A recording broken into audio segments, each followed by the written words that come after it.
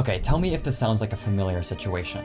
You get an idea. It's brilliant, it's exciting, it's gonna be your big break as a writer. You can already see the 5-star reviews, hear the cheering fans as you walk on stage to accept your Pulitzer, feel the weight of your finished book in your hands. Or maybe it's not that dramatic, it could just be a sudden flash of inspiration. You're motivated, you're excited, you're ready to bring this idea to life. No longer will you watch from the sidelines as others write their literary masterpieces. No, you too will seize the reins of your destiny, harness the power of the muse, and ride into literary superstardom. But then the spark begins to fade. This shiny idea starts to look more like a dusty dollar store trinket. You second guess yourself. After all, it would be foolish to act on intuition and emotion. You need to analyze this fleeting moment of inspiration until it's completely lost its magic, and you've lost your interest. I'm sure you know someone who's had a great idea for a story, or claimed they have, and never done anything with it. Maybe you are that person. Here's the thing.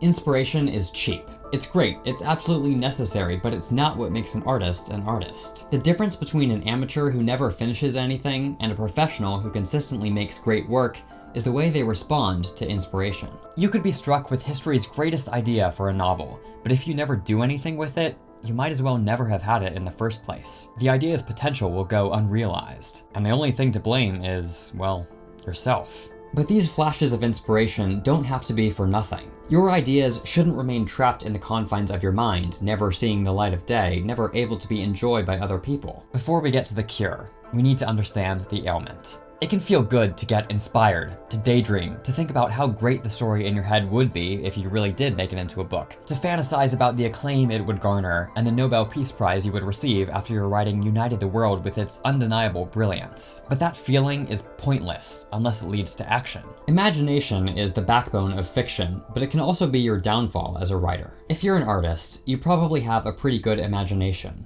and you can use it to construct a million false realities and hypothetical futures in which you're successful and fulfilled, without ever doing the hard, practical work of figuring out the steps it takes to get there and taking them. Coming up with ideas, designing potential book covers, drawing character art, all these things can become substitutes for doing the actual writing. Your creative urge may be satiated, but you haven't made any meaningful progress. You've become addicted to ideation, not true creation. Now, I'm not saying this from a place of total authority and detachment. I experienced this too. I'm still learning how to decrease the gap between inspiration and creation. The ratio of ideas I have to things I actually make is embarrassing. Having written 9 novels isn't nearly as impressive when you take into account the hundreds of other book ideas I've done exactly nothing with. This is something a lot of writers deal with, especially aspiring writers with a million ideas and no finished projects. But there is a solution to this problem. It's straightforward, but that doesn't mean it's easy. It's to develop a fast creative reflex. You need to seize inspiration when it strikes you and use it to propel yourself into the creative process. Don't wait for the idea to lose its luster.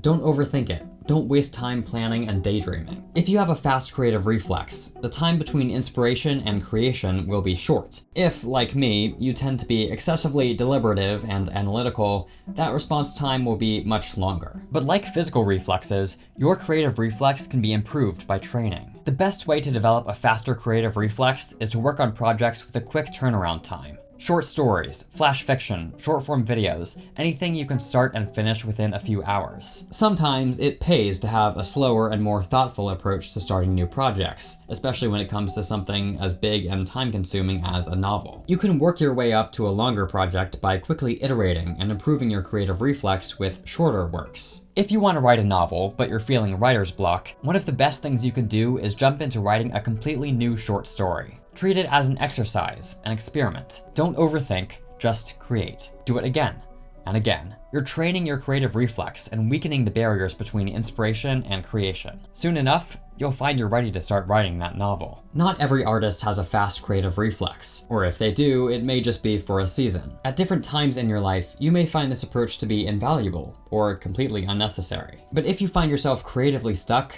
this is what it takes to get unstuck. It's important to act quickly on inspiration because it's a fleeting and unreliable thing. Of course, if you're serious about writing, you'll have to write even when you don't feel inspired. But if you have that feeling, if you catch a glimmer of that spark, why wouldn't you use it for all it's worth? It makes the process more exciting, and it usually means you can produce work faster. A moment of inspiration can be an on-ramp into a flow state. The flow state is something I could probably make a whole video about, but in short, It's the neurological phenomenon of locking in on a project. You can lose track of time and work at a faster rate than usual. It's a state every artist wishes they could be in at all times. Unfortunately, that's not how it works, but having a fast creative reflex can help you slip into that state much more easily. If you have an active imagination, you'll end up with way more ideas than you can ever bring to life. The point here isn't to pursue every creative whim that comes to you. If you did, you would end up scattered in a million directions, failing to make significant progress on any one project. So instead, focus on one idea at a time. Choose whichever idea calls out the most loudly to be created, whichever shines the brightest, whichever you can't stop thinking about. It doesn't have to be the perfect idea. It doesn't have to be big or flashy.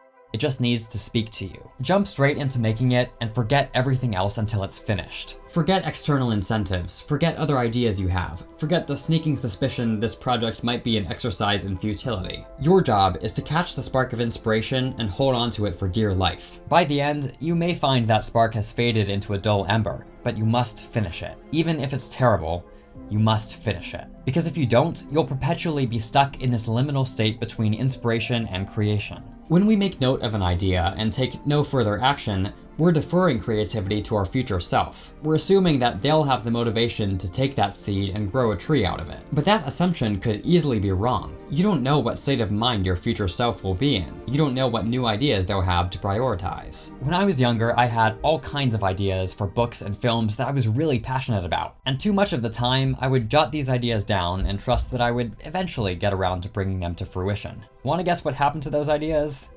Nothing. They've sat around filling up pages in notebooks and Word docs for years. I wish I had spent less time planning and dreaming and more time creating. Hindsight highlights the massive difference between having ideas and executing them. Even if they didn't turn out as masterpieces, I'm so much prouder of the projects I took the leap to make and finish than the ones that remained in the pre-production phase. So I'm trying to learn from the past and improve my creative reflex. I've spent the past 5 years working on my latest novel. That is way too long, in my opinion. If those 5 years had been spent consistently and tirelessly working on crafting this book, that would be fine. But over the past 5 years, I've found myself stuck repeatedly, caught in the trap of analysis and overthinking. I'm lucky that I'm still as passionate about this story as I was when I started. Maybe more so, in fact, but I very easily could have lost motivation over such a long period of time. There was an entire year in that 5-year period where I didn't write a single word of the book. Granted, I was working on several novellas in the interim, but still. If I were a less experienced writer, less sure of my ability to eventually finish it, there's a good chance I would have given up. I don't want that to happen to you, and I don't want to go through that kind of process again. This very video is an example of this concept in action. I suddenly got the idea of creative reflex, a succinct way of phrasing something I've been thinking about lately, something I'm trying to implement in my own work. Usually, when I get an idea for a video, I'll add it to my database of video ideas and continue with whatever I was doing. This time, in the spirit of the idea itself, I latched onto that moment of inspiration and didn't let go. I wrote most of this video in one sitting, or standing, technically. I was standing to write. I'm not doing a lot of fancy editing with this video. I'm shrinking the time between ideation and creation, training my creative reflex to be faster. The ultimate goal of developing a fast creative reflex is to make creativity second nature. You're building a habit out of getting inspired and quickly turning that inspiration into something real.